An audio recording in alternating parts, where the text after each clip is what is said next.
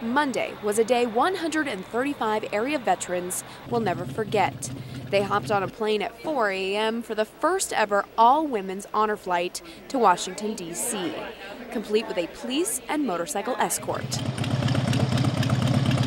and an all-female flight crew. We're so happy that they handpicked us to take your flight this morning. We're just absolutely honored. When the wheels touched down in our nation's capital, a welcoming party was waiting for the women.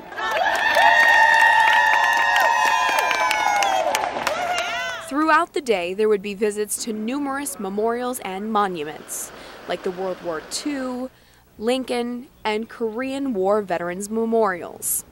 For Heather Stringer of Ceresco, a former Navy aircraft mechanic, the 9/11 Pentagon Memorial would be a big moment. She was on an aircraft carrier off the east coast of Africa when the attacks happened.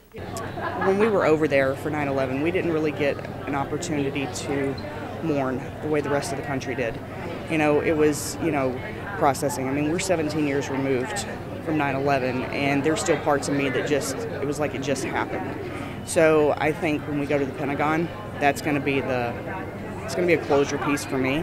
So that's the part that I'm dreading and looking forward to the most. For Edith Peterson, a World War II Army nurse, the Marine Corps War Memorial holds a special place in her heart.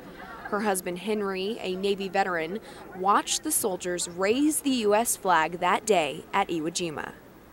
He was in the water on a boat, and it was traveling between the boat and land, picking up injured people and carrying supplies to the island. And Henry just passed away 2 years ago. I wish he could have seen it. We've got a statue on our piano just like that.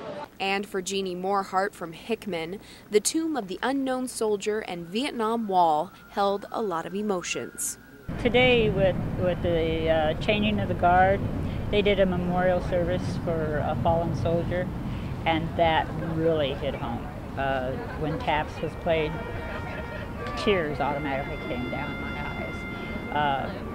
That just tore to my heart. And I have 2 friends that are on the wall here, and that's going to tear me up when I go over to see the wall. All of the women had incredible stories, like Angela Nyman of Hebron, who shared with me why she decided to join the military. The deciding factor for me to go was I had an older brother that had been there and returned home safely. But while he was over there the whole time, I kept thinking, with me being a nurse, if something would have happened to him, I thought, I want to be there to help. And so I volunteered. Even with all the breathtaking sights and first-time experiences, the support from the community and family and friends meant the most to these women, including 2 veterans from Lincoln. My last deployment, I went through a divorce, and when I came home, I was with a very small unit, and I was the only person, that didn't have people there when we came home. And so being able to do this and then have my family there waiting for me today is going to be really exciting. Another memorable moment we had when we were at the 9/11 Pentagon Memorial, a girl probably about 11 years old came up to us crying, and she just said, I just want to thank you so much for your service. It just felt great. And that support continued as the women arrived back in Omaha that evening. Many people very eager to thank some of the women who stand up for our freedoms. Reporting in Washington, D.C., Megan Conway, Channel 8 Eyewitness News.